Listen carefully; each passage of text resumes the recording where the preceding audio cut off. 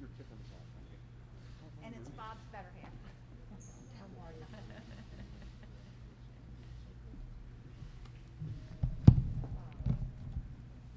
No, it's you. Good afternoon. I'm Victor Valesky, Superintendent of East Brunswick Public Schools. Welcome to Memorial Elementary School, one of our 11 nationally recognized Blue Ribbon schools. Wow. With a supportive, thank you. With a supportive Board of Education and alongside talented members of my administrative team, we have navigated, along with Mayor Dr. Cohen and his township administration, each next step in this pandemic using science to maximize the safety of our students and staff, as well as the durability of opening schools for full days of instruction with before and after school care services, breakfast, lunch, extracurricular activities, and athletics. Building on our COVID-19 mitigation success from last school year and continuing into our extended school year program this summer, our response team, representing our district stakeholders, once again relied on science to plan and vet our school reopening protocols for the 2021-2022 school year. Last evening, I shared with our Board of Education members that East Brunswick Public Schools would require masks worn by staff and students while being transported on buses or while in district schools, regardless of vaccination status, as we open our school year. This necessary incremental step, aligned with guidance already provided by the Centers for Disease Control and Prevention, along with the American Academy of Pediatrics, will help ensure our East Brunswick school community safety during periods of spiked variant transmissibility and until vaccinations are available to all our students. Today, it is my honor and privilege to introduce the leader of our great state of New Jersey, the Honorable Governor Philip Murphy. Governor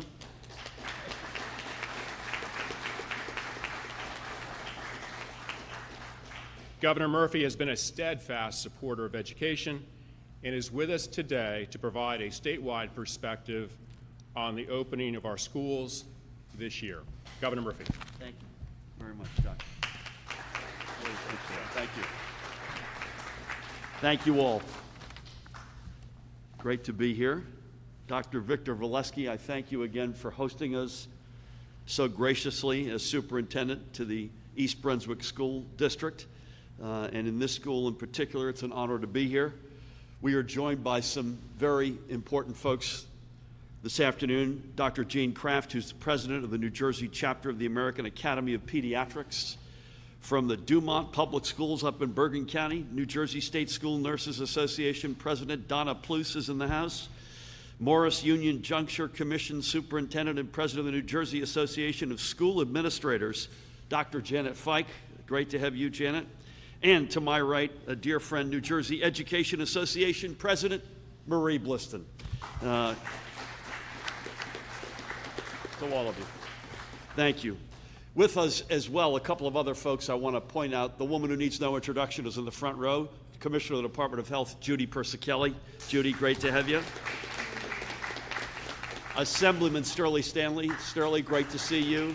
Steve Beatty from the NJEA. And certainly a guy who knows a thing or two about running government and about medicine. Your mayor, Dr. Brad Cohen, is in the house. And to all the other dignitaries, deep appreciation for being here and for all you do. Together, all of us, we are announcing that due to the recent and rampant spread of the Delta variant, the fact that no child under the age of 12 is yet eligible to be vaccinated, and the reality that too many older students and their parents remain unvaccinated, that all students, educators, staff, and visitors will be required to wear masks inside of school buildings, regardless of vaccination status, for the start of the 2021-2022 academic year. This is not an announcement that gives any of us or me personally any pleasure, But as the school year approaches, and with the numbers rapidly increasing, it is the one that we need to make right now. Speaking of numbers, just to give you a little bit of a flavor of just today's numbers, 1,249 more positive tests, with the heaviest of hearts, 7 more confirmed losses of life. There are 619 folks in our hospitals, 105 of whom are in the ICU, and 48 of them are on ventilators. 76 persons went into our hospitals yesterday with COVID. The good news is 78 live patients left. The positivity rate is still too high. It's a little bit better, but it's 4.32%. And the rate of transmission, Judy, last I saw was 1.37, which has come down a little bit, and that's good news, but it's still higher than we need it to be. So I want to be also clear that our schools will open for full-time, in-person instruction, as previously announced. We remain steadfast in the recognition that our children learn better in a classroom setting tailored for their educations. Allow me, if I may, to step back just for a minute. The health and safety of our kids is among, if not my most sacred responsibility, as it is, by the way, for any governor. There are issues that are and must always remain above politics, and this is one of them. Anyone telling you that we can safely reopen our schools without requiring everyone inside to wear a mask is quite simply lying to you, because we can't. I want as much, believe me, as much as anybody else in our state to see our kids' smiles as they start their school years. But I do not want to see at the same time any of them getting sick needlessly, or schools have to shut down again and go remote because of an outbreak, and especially of a dangerous variant that is putting kids in its crosshairs. Absent this requirement, that's exactly where we'll end up. And that's not speculation. If you look to what's already happening elsewhere across the country in schools that have already opened, and they're mostly in the southern part of the country, without a mask requirement, it's not a matter of if we would have a school closing outbreak, but when. For this moment, getting our kids safely back in the classroom requires them and their educators and staff to begin the upcoming school year wearing their masks. Our educational communities lost a lot over the past school year. Remote learning imposed intense challenges on educators trying to reach students without any real way of knowing if they were. It prevented countless students from having the direct connection with their educators that leads to greater success. It placed an undue burden on countless working parents. Remote learning is no replacement for the bond between educator and student, or for the support and socialization that our children receive from being among their peers. We are committed to rebuilding these bonds in the safest way we can. Today, that means following the guidance of the CDC and recommendations from the American Academy of Pediatrics. It means taking to heart the many conversations we've had with medical experts here at home, with school district leaders, with educators, and with key stakeholders, including parents. It means ensuring a layered approach to safety that brings together a host of strategies, including masking, to keep schools safe. And I want to make it clear that as soon as conditions allow, please God, sooner than later, we will lift this requirement again. This is not permanent. And our requirement will have the same common sense carve-outs that were in place for the last school year, including for students with documented medical conditions or disabilities which make wearing a mask either difficult or dangerous, rigorous activities in gym classes, excessive heat, playing a musical instrument, or eating in a classroom or cafeteria. Judy would want me to remind us that we know firsthand how impactful masks are in slowing the spread of this virus and in protecting individuals and in crushing the curves. We are educated by last school year, when the total number of positive cases linked to in-school building activity was 1,263 out of the more than 1 million students and educators and staff who over the course of the year re-entered their schools and classrooms with a requirement to wear a mask. And to help us keep our schools safe, we have nearly $270 million in federal funds set aside for testing that we are ready to work with districts to deploy. And yes, we will be able to get to the point where we can lift this requirement more quickly through continued vaccinations of older students and adults, and getting younger students vaccinated once the CDC and FDA make them eligible to receive the vaccines in our toolbox. Here's what the most recent weekly data told us. More than 80% of the people who contracted this virus were unvaccinated. More than 95% of the people who entered our hospitals were unvaccinated. And 100% of the people who lost their lives were unvaccinated. These are the facts, and anyone willfully ignoring them is putting not just their life in danger, but the lives of their loved ones and indeed of many others in their community. We've proven, and Judy's been at the forefront of this every step of the way, that we can mobilize to vaccinate. We did it with our long-term care facilities. We did it with our mega sites. We did it working directly with communities, within communities, and with doctors and pharmacists. That's how we became one of the nation's top states in terms of vaccination and the #1 big state in America in terms of vaccinations. So once the approval of these vaccinations for all school-age children come, we are ready, and Judy, I would add to that, if the decision is made at the federal level that we all need boosters, we're ready for that as well. But again, for the moment, this is where the virus demands us to be.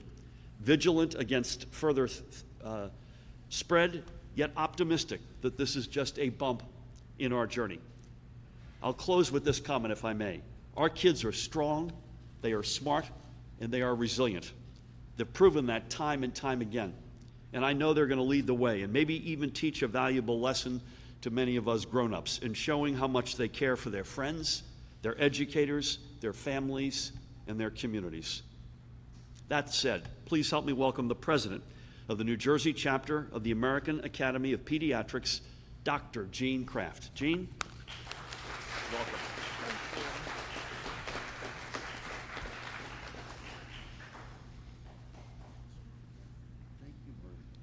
Well, earrings and masks are certainly a challenge. Thank you, everyone, for being here. Thank you, Governor Murphy. It's quite an honor to be here, and it's quite an honor to be the president of the New Jersey chapter of the American Academy of Pediatrics. In addition to that, though, I'm a mother, I'm a grandmother, and I'm also a pediatric critical care doctor, meaning that I take care of children who are critically ill or injured in intensive care units. And that includes children with COVID. Even as we sit here today, there are children in the hospital with COVID. Even though they are less affected, it doesn't mean they are not effective.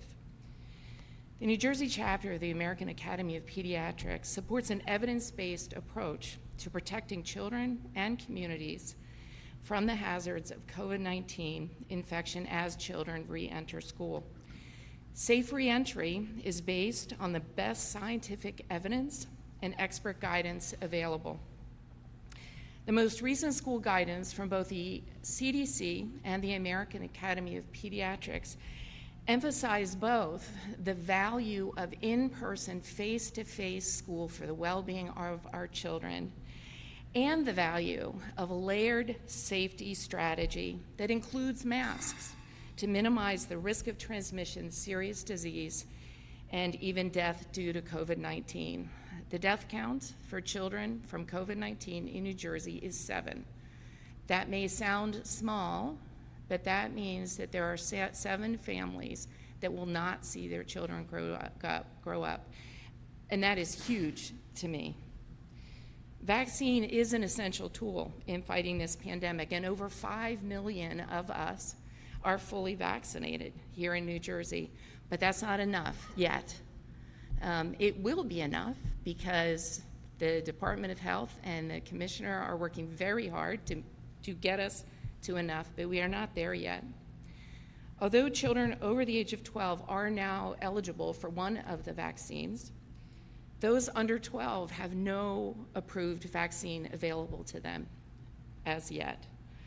In addition, a number of adolescents and adults, as you've heard, are still not vaccinated. Recommendations by the CDC and the AAP for universal masking in schools is based on many factors, including the following. Children under 12 are not yet eligible for vaccination, and what this means is that elementary classrooms will be full of unvaccinated children. And some middle school classrooms will also be full of unvaccinated children. Until more adolescents and adults are vaccinated, junior and senior high classrooms will have a mix of vaccinated and unvaccinated individuals. Vaccination is highly effective, particularly in preventing severe disease and death, but it is not 100% foolproof.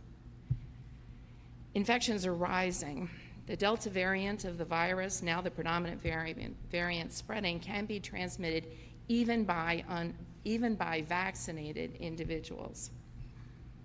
This Delta variant, if the stories that I'm hearing from my colleagues in Florida, in Alabama, in Georgia, in Texas, hold any water at all, which I believe they do, this is causing more severe disease in children, and their pediatric ICUs are filling up with children with COVID. That scares me as an ICU doctor. I would love nothing more than to be put out of business by everyone getting the COVID vaccine. That would please me to no end. Here in New Jersey, we have seen a concerning rise in the spread of the virus. A hopeful spring has become a worrisome summer. The conditions have changed. The risk is higher, especially for children. We need to move forward with an abundance of caution, and I thank the governor and his whole team for making what is no doubt a difficult but absolutely necessary decision regarding masking of children in schools to keep, and administrators and teachers and visitors, everyone in the school, to keep us all safe. We have come so far, but we need to continue to rely on scientific evidence and expert advice to keep children, teachers, school staff, communities as safe as possible. Please get the vaccine if you are eligible. Please mask up, wash your hands, keep a respectful and safe distance outside your own household members, and stay home if you are sick. Thank you for your time. Thanks, Doctor. Great job. Thank you. Jane, thank you so much for that. Those are all extremely powerful and very good advice, so thank you for your leadership. Please now help me welcome the President of the New Jersey Association of Schools, President Janet Fike. Janet?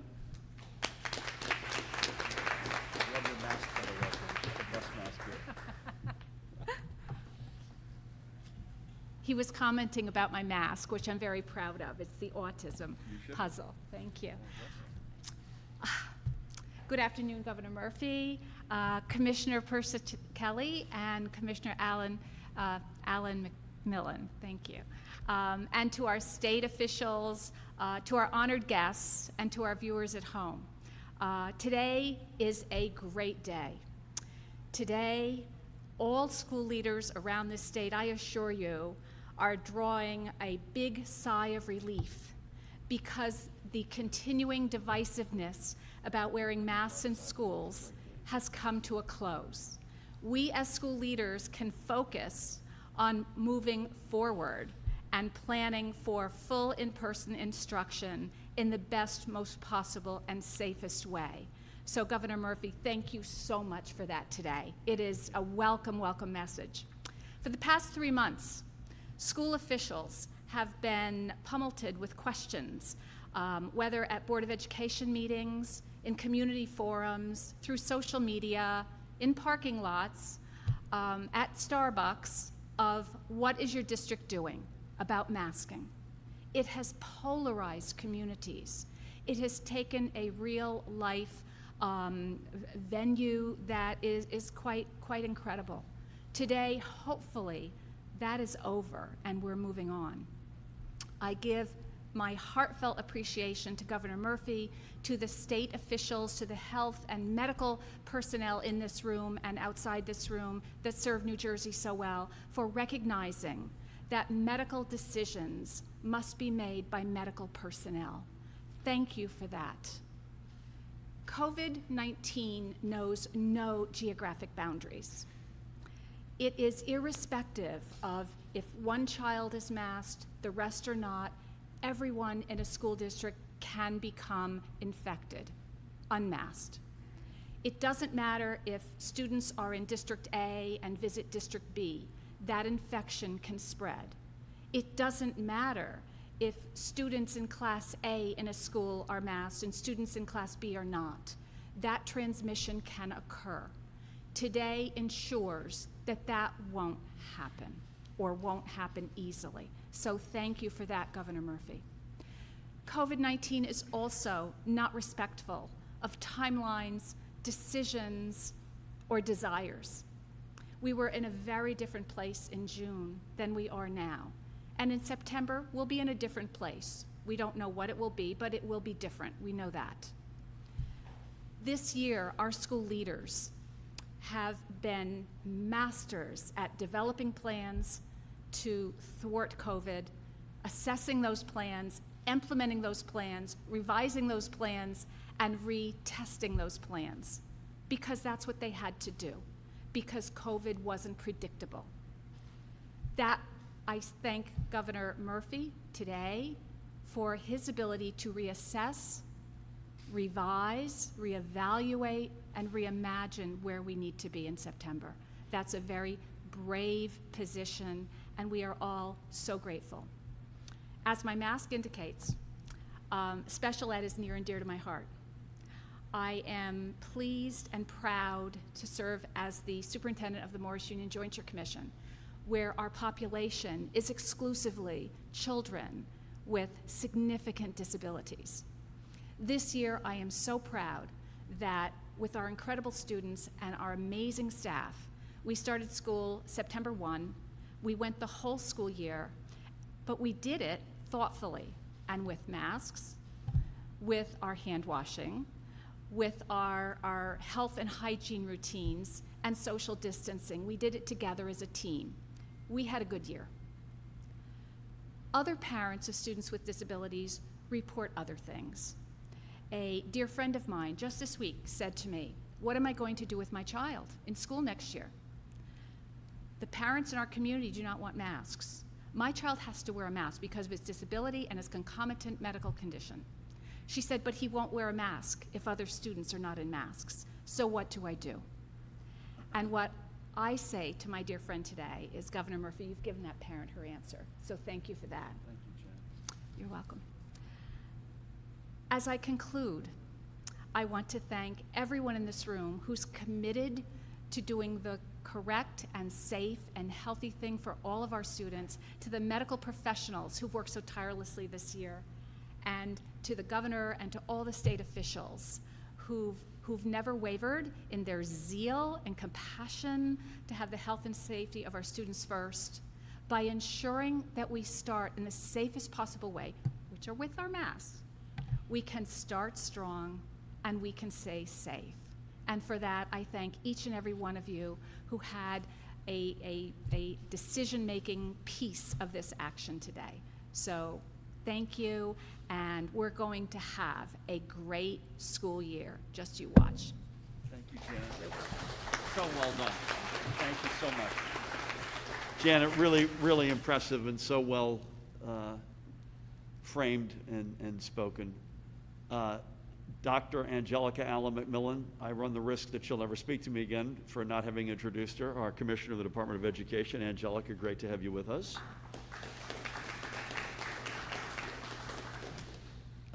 We had a lot of presidents today, by the way. One governor, one superintendent, and not 1, 2, 3, but 4 presidents. So please help me welcome our next president, another important president, the president of the New Jersey State Nurses Association, President Donna Pluss. Donna? Great to have you again. Thank you. Hi, good afternoon. As the governor stated, my name is Donna Pluss, and I'm the president of the New Jersey State School Nurses Association. On behalf of the 2,500 school nurses represented by NJSSNA today, thank you for allowing me to speak. School nursing has deep roots in combating communicable diseases. In fact, that's how the first school nurses came to be, and they worked in New York City's public schools starting in 1902. A school nurse was hired to reduce absenteeism by addressing healthcare needs related to these diseases. For almost 120 years, preventing and rooting out communicable diseases has been a core component of school nursing. Universal masking, regardless of vaccination status, is the evidence-based recommendation of the American Academy of Pediatrics and the Centers for Disease Control and Prevention. Studies have shown positive results in masking and decreasing disease spread. In school in this past year, in addition to low COVID transmission rates, we also saw far fewer cases of flu, strep, and RSV when masking and other mitigation strategies were in full force. We also know that the Delta variant is more transmissible than the original SARS-CoV-2, which causes COVID-19, and thus requires more stringent safeguarding. In a few short days, and I can hear the kids out there groaning, our K-12 school children and staff will return to their classrooms for full-time, in-person instruction. This is a great thing, and it puts us back on the road to normalcy. However, it is our duty to assure that our school communities are kept safe from disease by implementing the safest public health mitigation strategies that have proven effective, including social distancing, proper ventilation, contact tracing, and most importantly, by making sure that universal masking is in place. For school districts to do anything else is unsafe. The public health messaging about masking has been muddled, but the science behind the recommendation is crystal clear. Masks protect students and staff from the invisible virus that's attacking us. The new Delta variant is broadly affecting younger people and children. Vaccines are protective, but since the majority of children are not yet eligible and this new variant is highly transmissible, we must use the few tools that are available to us. The NJSSNA represents certified school nurses in our state who are charged with caring for and protecting the health and safety of 1.28 million children.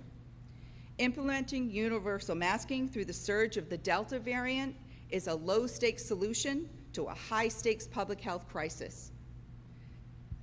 Our schools communities deserve to be protected. Thank you, Governor Murphy, for following the science and getting our schools to mask up and be part of the solution to combat this disease. Thank you. Thank you so much. Great job. Really appreciate you being here. Give my best to my friends at Dumont, by the way. Thank you, Donna. Really, again, really well framed and well said. Last but certainly not least, representing the New Jersey Education Association, the NJEA, a dear friend, a great leader, its president, Marie Bliston.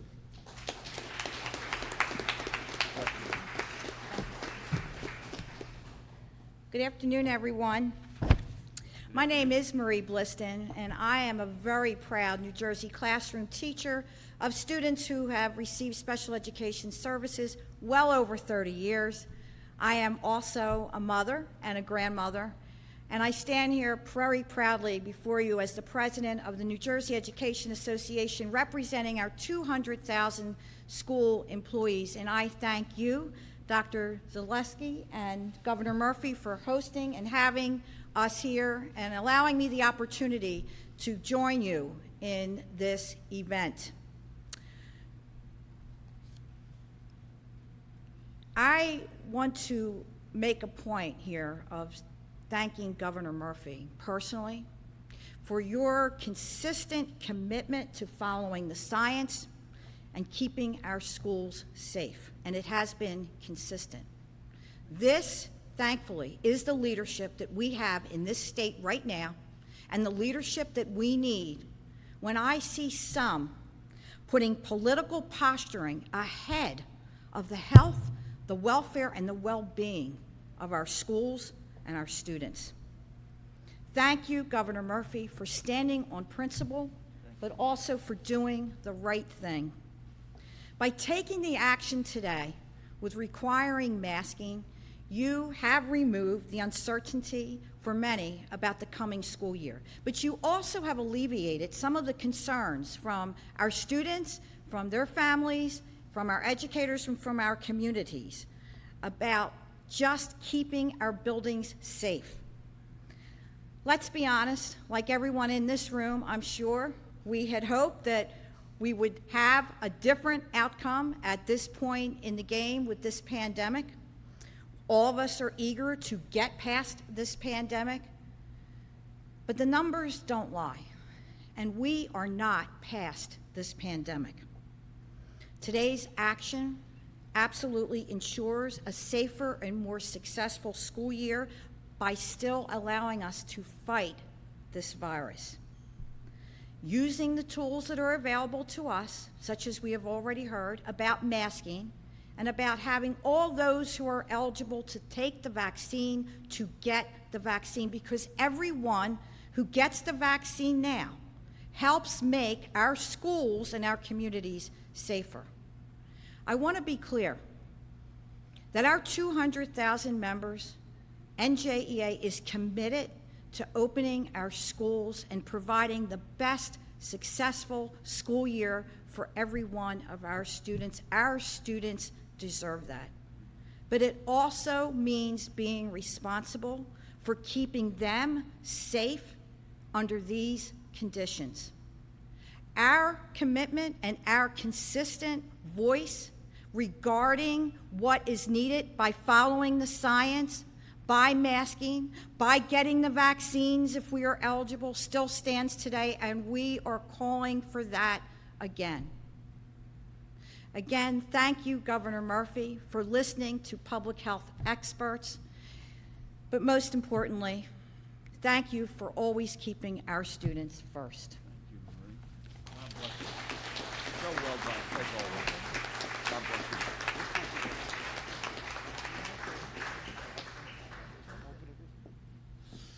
Marie, thank you so much. And to all of our speakers, Dr. Valesky for hosting us. Brad, thank you as this great community's great mayor. To you and members of council, and thank you for hosting us. Dr. Jean Kraft, Janet Fike, Donna Pluce, Marie Bliston, our great commissioners, educators, staff, leaders. I'll leave you with a couple of very brief thoughts.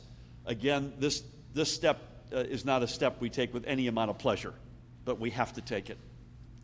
And I hope it's not a permanent, as I said, we are all hoping it's not a permanent step.